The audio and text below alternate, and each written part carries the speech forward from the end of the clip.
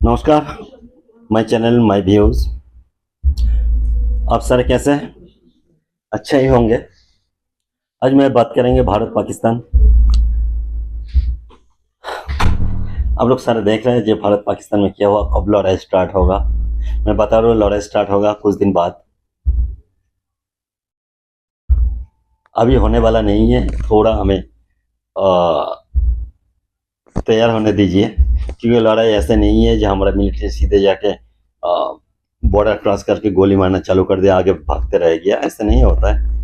हमारा शिप्स जो बे of Bengal, sorry, परसोपसागर है, जो वहाँ पे खड़ी है, अरब खड़ी है, वहाँ पे घुसा हुआ है, बिल्कुल पोजीशन में खड़ा हो गया। बाकी हमारा इलेक्ट्रॉनिक्स, इंटरनेट, उसके बाद सैटेलाइट, उसके बाद हमारा अवैक्स, कोई सारे लड़ाई होता है। हमारे इंटरनेशनल कम्युनिकेशन करना पड़ता है। इसके बाद हम, मेरा लगता है कि कुछ दिन के अंदर स्टार्ट हो जाएगा अटैक इंडियन। इस वक्त मोदी जी ने कहा जो टेररिस्ट होता है उसके बाप को मारेंगे। बहुत मार लिया टेररिस्ट, हमें टेररिस्ट नहीं मारना, उसके बाप को मारेंगे। बाप कौन है? बाप है आसिफ मुनीर, बाप है पाकिस्तान मिलिट्री। जो कश्मीर में हुआ सेम चीज कुछ दिन से हमें नजर आ रहा था कि बांग्लादेश में ऐसे जो यूनुस है उसका भी एक बाप है आसिफ मुनीर। आपको लगता नहीं जो मुर्शिदाबाद में जो हो रहा था एक ही साथ में कश्मीर में होना, इस दोनों के दोनों कहां पे मैचिंग करता है। पाकिस्तान में एक बालूचिस्तान नाम की स्टेट है, जो उन लोग अलग होना चाहते हैं, लोग इंडियन के मदद मांग रहे हैं। पता नहीं, हो सकते पीछे से इंडिया मदद कर रहा है या नहीं कर रहे हैं, कोई गारंटी नहीं है। लेकिन पाक मिलिट्री बोल रहे हैं इंडिया यही पे मदद कर रहे हैं बालूचिस्तान को। उसके बदले में उन लोग क्या किया, यूनुस को वहां पे घुसा दी, जहां पे इन लोग भी बांग्लादेश को मदद करना चाहता है। आईएसआई चीफ कुछ दिन पहले यहाँ पे आया था बांग्लादेश में। सेम कहानी, हम लोग तो गए नहीं बालूचिस्तान, लेकिन इन लोग आया मुर्शिदाबाद के आसपास, उन लोग घूम घाम के गए जो बांग्लादेश को कैसे आग लगाया जाए, इंडिया के साथ कैसे लड़ाई जाए। मतलब उधर से पाकिस्तान लड़ेंगे, इधर से बांग्लादेश लड़ेगा, सारे इस्लामिक। मतलब बांग्लादेश तो डायरेक्ट नहीं लड़ सकते, इवेंचुअली पाकिस्तान और डायरेक्ट नहीं लड़ सकते। तो इन लोग क्या किया, टेररिस्ट घुसाता है। ये टेररिस्ट होता कौन है? टेररिस्ट होता है वहाँ पे जो कम पैसा में काम करे, जिम्मेदारी ना बने पाकिस्तान मिलिट्री की, लेकिन इंडिया के साथ लड़ाई हो। एक्चुअली टेररिस्ट जो आता है सच में एक लड़ाई है, वायर ही है ये, लेकिन प्रूफ नहीं करते जो हम लोग लड़ रहे हैं। लेकिन वो भी सोच लो एक मिलिट्री है, क्योंकि इस्लामिक टेररिस्ट जो होता है मिलिट्री बना के, अगर मिलिट्री अगर इस्लामिक टेररिस्ट बना के भेजे तो उसमें कहते हैं उसको इंटरनेशनल इस्लामिक सपोर्ट मिल जाता है, ठीक है। लेकिन हम लोग कुछ कर नहीं पाते, दो चार टेररिस्ट को मारते हैं, वो लोग भाग जाते हैं। असली लड़ाई लेकिन मिलिट्री के साथ ही होता है, इंडिया की डिफेंस टू डिफेंस। तो इस बार मोदी ने कहा बहुत मार लिया टेररिस्ट भाई, हमें टेररिस्ट नहीं मारना, उसके बाप को मारना है। तो हम लोग दो काम किया, पहले उसको पानी बंद कर दो, ये भी पानी बंद कर दो। उन लोग बोला ये भी लड़ाई है भाई, हमारा यहाँ से पानी जा रहा है, हम लोग पानी जाने नहीं देंगे। तो उन लोग, हम लोग मार दोगे तो हम लोग तो पानी जाने नहीं देंगे, आपसे पानी हम लोग इस्तेमाल करेंगे। अगर पानी ना दिया जाए तो पाकिस्तान खत्म, क्योंकि वो जो रिवर की है जीडीपी हिसाब से 23% जीडीपी उस पानी से बनता है। मतलब खेती बाड़ी करके उन लोग करते हैं। जब पानी का कहानी गया, इन लोग ने स्टेप लिया, उस स्टेप के बारे में बताऊं। उन लोग बोला हम लोग शिमला समझौता छोड़ देंगे, बंद कर देंगे। शिमला समझौता क्या है? इन लोग इतना बड़ा बेवकूफ है, लेकिन शिमला समझौता को उन लोग परेशानी कर रहे हैं। वो एक ऐसे है शिमला समझौता जहां पे उनको बार बार बोला जाता है तुम सरेंडर किया था, तुम सरेंडर किया था, ये बात बार बार रिपीट होता है वहां पे। शिमला समझौता मतलब तुम जब लड़ाई में हार गया था ये साइन किया था, ये उसका दिल में लगता है। इसलिए आप देखोगे शिमला समझौता जब हुआ था उस वक्त की कहानी मुजीबर शेख, मतलब उसके पार्ट है शिमला समझौता, क्योंकि उस टाइम में प्रेसिडेंट बन गया था, मतलब मुजीबर रहमान को दिया गया था। उसके बाद शिमला समझौता हुआ जो पाकिस्तान का आज तक का लड़ाई का सबसे बड़ा हार वो साइन किया था। लेकिन सच बताओ जो शिमला समझौता हुआ उसके बारे में बाद में बात करेंगे, वो इतना अच्छा समझौता नहीं था, क्योंकि उसके बदले में हमें 13,000 स्क्वायर किलोमीटर पाकिस्तान को देना पड़ा, जो हम लोग लड़ाई में जीत चुका था। और ये कहा था अभी से यहाँ से ये बॉर्डर है, इसके ऊपर तुम लोग रहोगे, इसके इधर हम लोग रहेंगे, कोई भी लड़ाई होगा तो हम लोग प्राइम मिनिस्टर लेवल में बातें करेंगे, ठीक है। सर आपस में होते हैं, हमें थर्ड पार्टी लाने का कोई जरूरत नहीं है। उस टाइम पे पाकिस्तान हर बात पे हाँ मिला है, जो कहोगे हुजूर वही मान लेंगे, आगे हम लोग लड़ेंगे नहीं, कान पकड़ते हो ये वगैरह वगैरह। बदले में उन लोग 90,000 जो मिलिट्री था उन लोग लेके चले गए।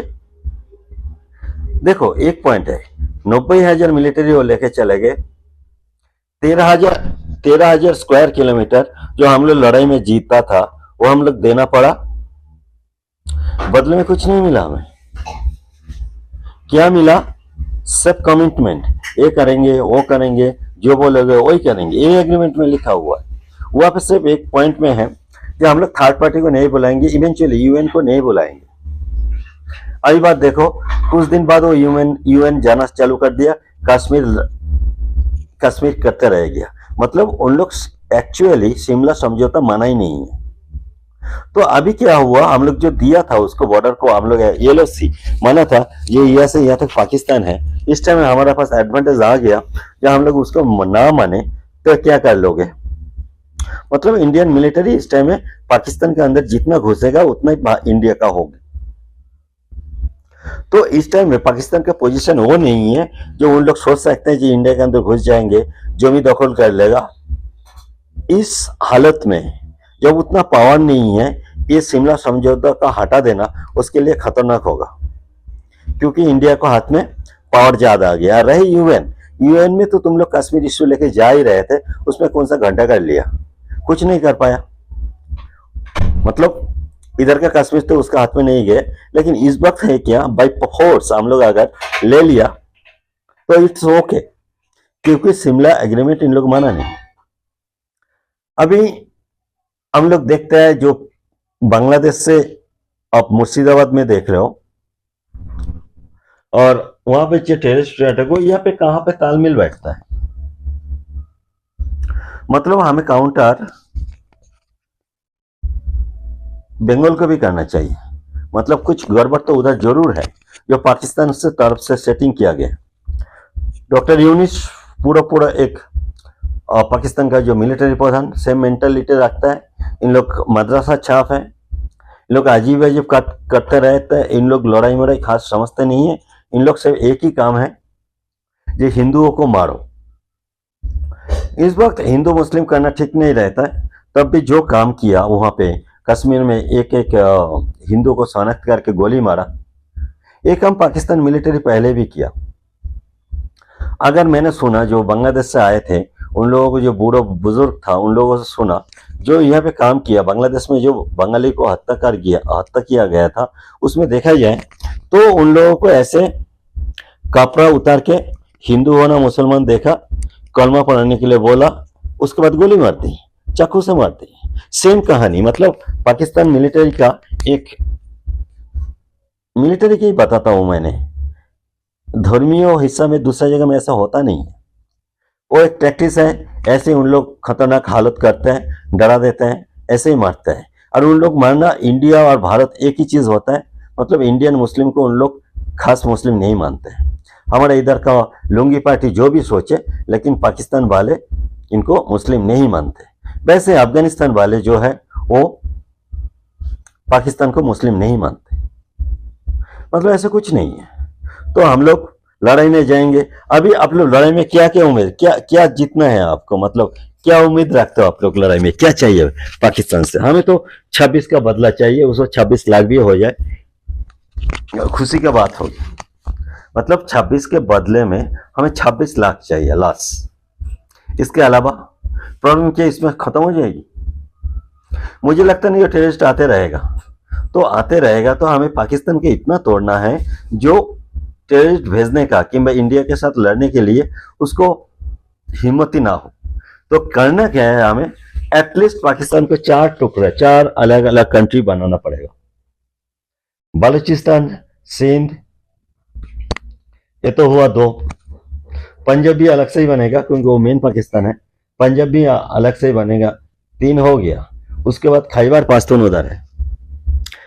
जो पीओके हो तो इंडिया का होगी, कोई सवाल ही नहीं उठता। पीओके इंडिया होगी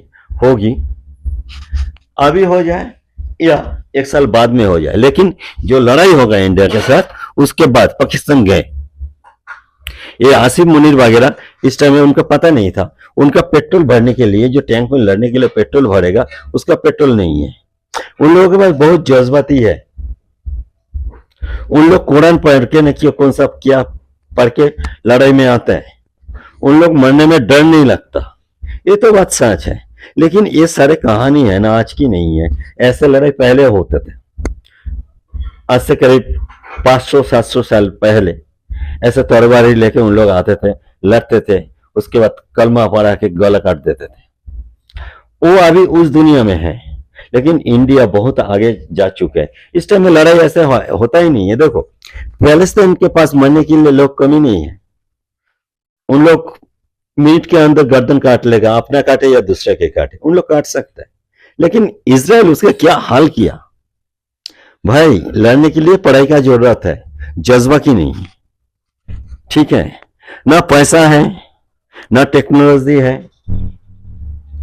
खाने का है, ना रोटी है, कुछ भी नहीं है।